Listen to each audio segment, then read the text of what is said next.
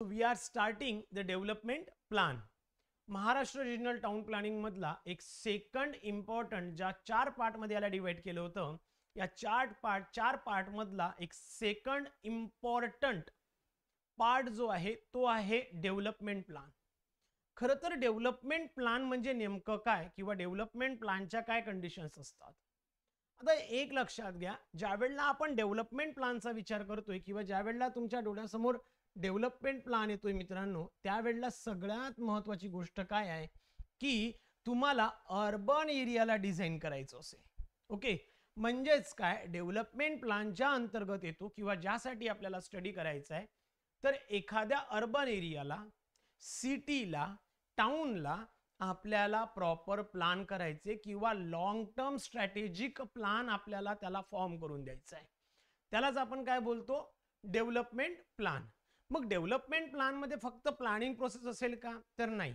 The development plan blueprints consist of land use, infrastructure, housing, transportation आणि public amenities also, जे की आपण section number 22 मध्ये study करणार आहोत, कंटेंट ऑफ डेव्हलपमेंट प्लान मध्ये. म्हणजेच काय, ज्या वेळेला डेव्हलपमेंट प्लानचा विचार केला जातो किंवा एखाद्या सिटीच्या टाउनच्या प्लॅनिंग प्रोसेस बद्दल बघितल्या जातं, त्या वेळेला सगळ्यात महत्त्वाचं असते त्या टाउनचं, सिटीच्या कोणते कोणते कंटेंट्स या पर्टिक्युलर प्लॅनिंग प्रोसेसमध्ये घ्यायला पाहिजे आणि कोणते यामधनं एक्सक्लूड करायला पाहिजे. किती लिमिट्स पर्यंत अशा पद्धतीच्या प्लॅनिंग प्रोसेस आपण अप्रूव्ह करू शकतो किंवा एक बाउंड्री प्रोसिजर काय असू शकते किंवा एक बाउंड्री फ्रेम जी आहे ती काय असणार आहे, कोण करणार, कसं करणार, यासाठी कुठनं पैसा येणार, ह्या सर्व गोष्टी आपल्याला डेव्हलपमेंट प्लॅनच्या अंतर्गत स्टडी करायच्या आहेत. क्लिअर.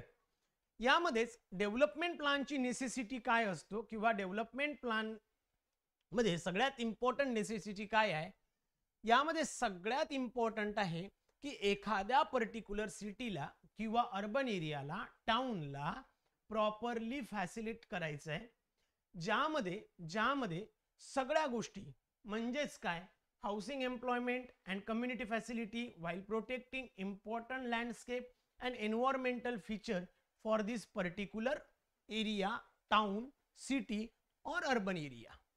यामध्येच बघा, जसं की असेन्शियल झोन आहे, डेव्हलपिंग किंवा अर्बन हाऊसिंग आहे किंवा हाऊसिंग सोसायटीज असतील किंवा जे काही इम्पॉर्टंट असेन्शियल ॲम्युनिटीज असतील त्या प्रॉपरली प्रोव्हाइड करणं, त्या अशा पद्धतीने प्रोव्हाइड करणं जेणेकरून त्याचं एक प्रॉपर प्लान दिसेल. जो हॅझर्ड्स ग्रोथ होत असेल त्या सिटीमध्ये तर त्याला कुठेतरी थांबवल्या जाईल, याची बेसिक नेसेसिटीसाठी या डेव्हलपमेंट प्लान त्या पर्टिक्युलर शहरासाठी इम्पॉर्टंट असतो.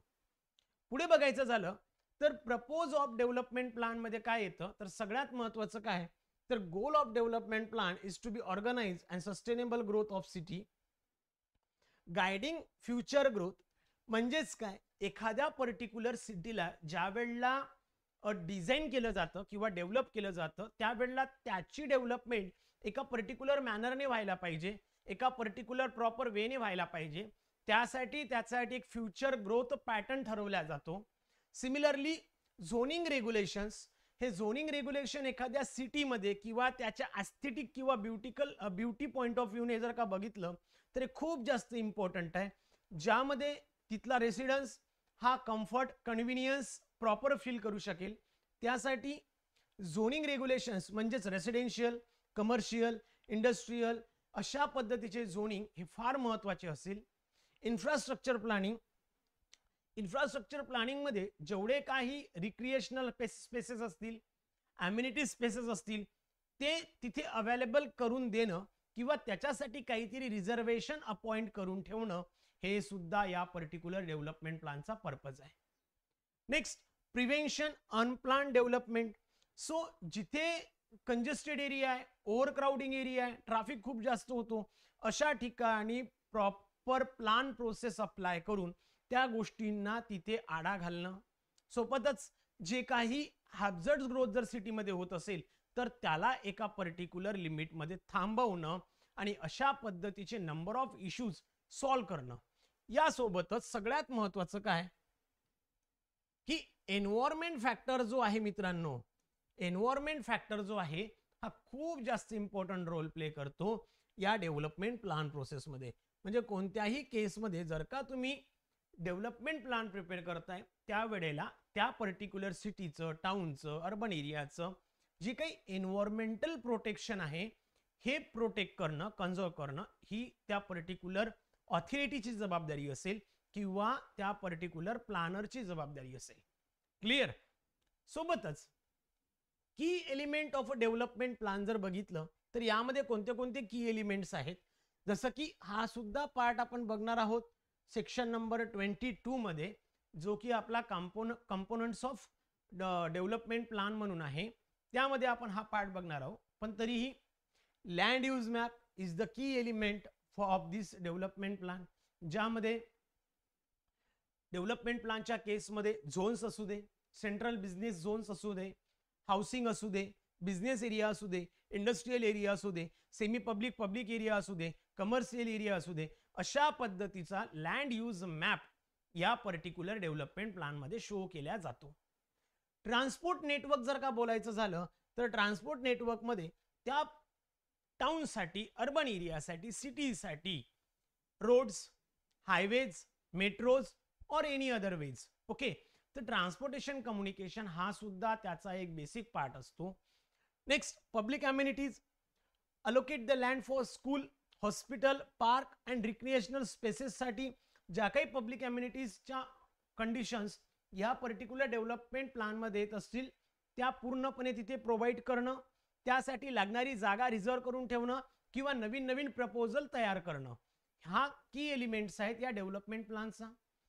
Environmental consideration, ensure the green spaces, waste management and pollution control is the basic important part of any kind of city, town or anywhere. म्हणजे आताचा सगळ्यात मोठा इश्यू जो आहे आपल्या लोकांसमोर हा सध्याचा एन्व्हायरमेंटल कन्सिडरेशन आहे, ज्यामध्ये पोल्युशन कंट्रोल हा सगळ्यात मोठा एक चॅलेंज अर्बन एरियासाठी बनलेला आहे. ज्याचा फॉर एक्झाम्पल जर का विचार केलं तर मुंबई आहे, पुणे आहे, दिल्ली सारखी सिटी आहे जिथे खूप जास्त प्रमाणात पोल्युशनचा इफेक्ट बघायला मिळतो. आणि या एन्व्हायरमेंटल कन्सिडरेशन हा एक इम्पॉर्टंट पार्ट आहे आपल्या डेव्हलपमेंट प्लॅनचा. त्यानंतर बिल्डिंग रेग्युलेशन्स, एखाद्या एरियामध्ये म्हणजे तो कोणताही असू दे, रेसिडेन्शियल असू दे, तो इंडस्ट्रियल असू दे किंवा अजून कुठेही असू दे, इथे बिल्डिंग रेग्युलेशन्स जे की आपण UDCPR मध्ये बघणार आहोत हे कसे मेंटेन केल्या जातील, कोणत्या बेसिसवर मेंटेन केल्या जातील, बिल्डिंग हाईट्स, सेटबॅक डिस्टन्स किंवा आर्किटेक्चरल गाईडलाईन्स किंवा बाकी सगळ्या गोष्टी ज्या की एका एरियाला प्रॉपर डेव्हलप और रिडेव्हलप करू शकतात, त्याला प्रॉपर अरेंज करू शकतात, या संदर्भातल्या बिल्डिंग रेग्युलेशन्स हा सुद्धा एक की एलिमेंट्स आहेत आपल्या डेव्हलपमेंट प्लॅनचा. क्लिअर? नेक्स्ट, खरं तर व्हाय डेव्हलपमेंट प्लॅन इज इम्पॉर्टंट. आता बघा, तुम्ही जर का तुमच्या स्क्रीनमध्ये दोन पिक्चर बघितले तर यामध्ये ना दोन तुम्हाला सोसायटीज बघायला भेटतात. मधातल्या रोडच्या डाव्या साईडला एक सिटी आहे आणि राईट साईडला एक सिटी आहे. बघा, दोघांमध्ये काय फरक तुम्हाला बघायला भेटतो. सगळ्यात महत्वाचं म्हणजे काय, इथे जर बघितलं तर सगळ्या गोष्टी as per the norms planning process नुसार दिसतात.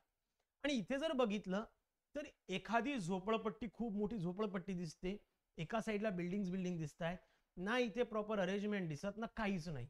म्हणजेच काय, इथे जर बघितलं तुम्हाला तर प्रॉपर ग्रेनर व्ह्यू दिसतो, एक ग्रीनरी तुम्हाला इथे बघायला भेटते, प्रॉपर कम्युनिकेशन वे दिसतो, बिल्डिंगचा सेटअप प्रॉपर दिसतो, रिक्रिएशनल एरिया बघायला मिळतो, पार्क्स बघायला भेटतात, म्हणजे सगळ्याच गोष्टी इथे अवेलेबल आहे. While in the second picture जर का बघितलं तर इथे स्लम एरिया सारखा एक एरिया डेव्हलप झालाय, अख्खाच्या अख्खा स्लम आहे, जिथे ना प्रॉपर कम्युनिकेशन वे आहे, ना प्रॉपर सिवेज ड्रेनेज असणार, ना वॉटर सप्लाय प्रॉपर असणार. क्लिअर? हॅझर्ड्स ग्रोथ बघायला भेटतात, जिकडे वाटलं तिकडे त्यांनी त्यांचं दुकान मांडलंय, कुठेतरी बिल्डिंग झाल्यात, आतमध्ये प्रॉपर रोड नाही, ग्रीनरी नाही, प्रॉपर एरिया नाही, रिक्रिएशनल एरिया नाही, पार्क्स नाही, ग्राउंड्स नाही, काहीच नाहीये. मग अशा पद्धतीच्या एरियाला जर का या पर्टिक्युलर एरियामध्ये कन्वर्ट करायचं असेल तर मग डेव्हलपमेंट प्लॅन प्लेज अन व्हेरी व्हेरी इम्पॉर्टंट रोल या फॉर्ममध्ये येण्यासाठी सगळ्यात महत्त्वाची गोष्ट म्हणजे डेव्हलपमेंट प्लॅन हा इम्पॉर्टंट आहे.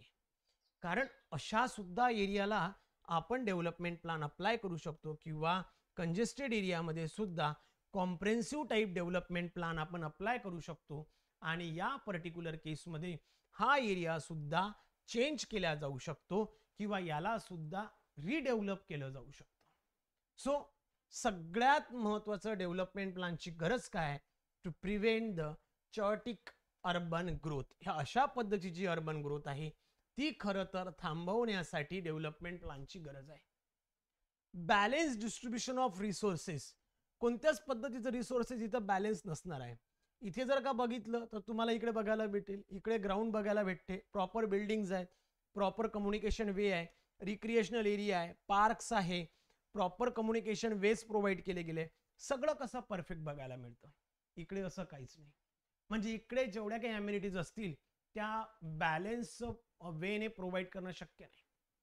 क्वालिटी ऑफ लाईफ तुम्ही इम्प्रूव्ह करू शकता, या केसमध्ये इथे कुठेही क्वालिटी ऑफ लाईफ नाही.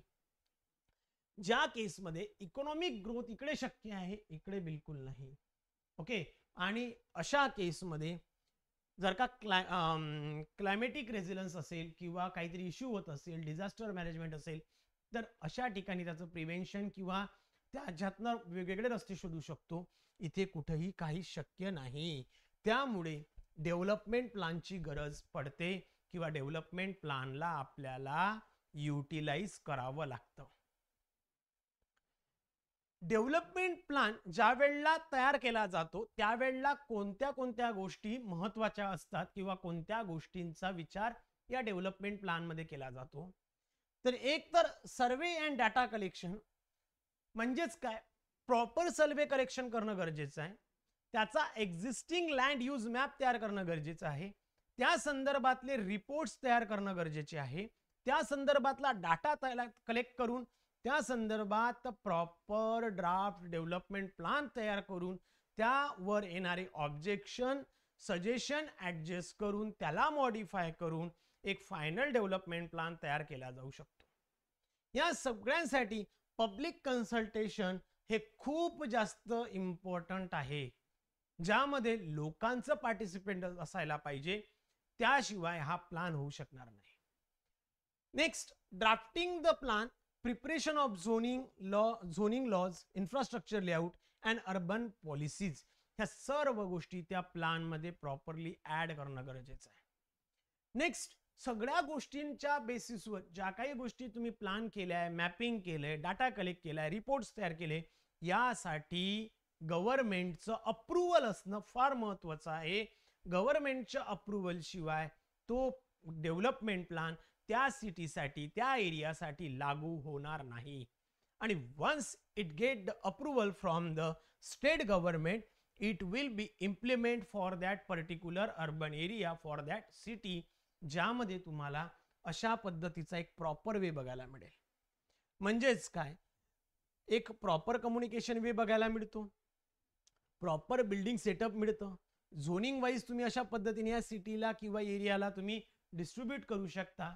आणि यालाच आपण काय, डेव्हलपमेंट प्लॅनच्या प्रोसेसमध्ये मोडतो. म्हणजे साधारणतः डेव्हलपमेंट प्लॅन तयार करण्यासाठी आपल्याला या नंबर ऑफ प्रोसेसमधनं जावं लागेल. क्लिअर? हे एक शॉर्टकट तुम्हाला एक प्रोसिजर सांगितली, ज्यामधनं तुम्हाला जाणं महत्वाचं आहे. क्लिअर? I hope